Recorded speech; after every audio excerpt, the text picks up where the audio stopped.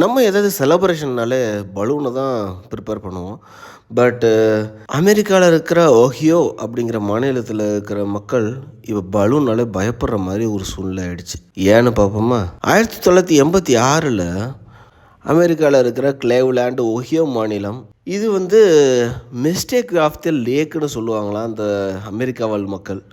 ஏன்னு கேட்டிங்கன்னா, இந்த நாட்டிலேருந்து எதுவுமே அந்த அளவுக்கு ஒரு சிறப்பா இல்ல. அமைப்பும் அவ்வளவா சரியில்ல அப்படிங்கிற மாரியான ஒரு ஏதாவது ஒரு சாதனை படைக்கணும், ஊர பெருமைப்படுத்தணும் அப்படின்னு சொல்லிட்டு மக்கள் முடிவு பண்றாங்க. அதுக்கு யுனைட்டட் வே அப்படின்னு சொல்லிட்டு ஒரு கம்பெனிகிட்ட ஒரு அப்ரோச்சும் பண்றாங்க.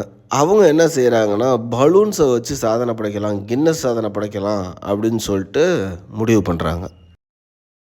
1.5 பில்லியன் பலூன்ஸை ஒரே நேரத்தில் லான்ச் பண்ணலாம், அது ஒரு சாதனையாக இருக்கும் அப்படின்னு சொல்லிட்டு முடிவு பண்ணுறாங்க. அதுக்கு ஏற்பாடும் பண்ணுறாங்க. ஆனால் 3 நாளாக வெதர் கண்டிஷன் சுத்தமாக சரியில்லைங்கிறத அவங்க சுத்தமாக கேரே பண்ணிக்கல. அதனால என்ன ஆச்சு அப்படின்னா, இவங்க 1.5 பில்லியன் ஹீலியம் ஃபில்டு பலூன்ஸை லான்ச் பண்ணுறாங்க. அந்த பலூன்ஸும் மேலே பறக்க ஆரம்பிக்குது. ஆனால் அப்போதைக்கு ஒரு புயல் வருது.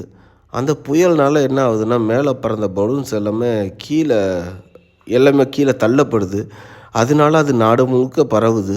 பரவி என்ன ஆகுது அப்படின்னா, வானத்தில் வழி தெரியலன்னு சொல்லிட்டு ஃப்ளைட்ஸ்லாம் கேன்சல் பண்ணுறாங்க. மீனவர்களை காணோம் அப்படின்னு சொல்லிட்டு பாதுகாப்பு படையினர் தேடிக்கிட்டு இருக்காங்க ஏரியில்.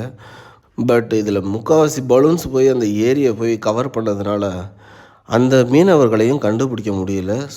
அடுத்த நாள் அவங்க பிணமாக தான் மீட்கப்பட்டாங்க.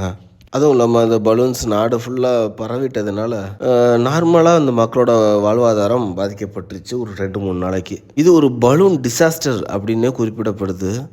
அன்னையிலேருந்து வேர்ல்டு கின்னஸ் ரெக்கார்ட் புக் பலூன்ஸை வச்சு ஏதாவது சாதனை படைக்கிறாங்கன்னா அதை தடை பண்ணிடுச்சு. நன்றி. மீண்டும் சந்திப்போம்.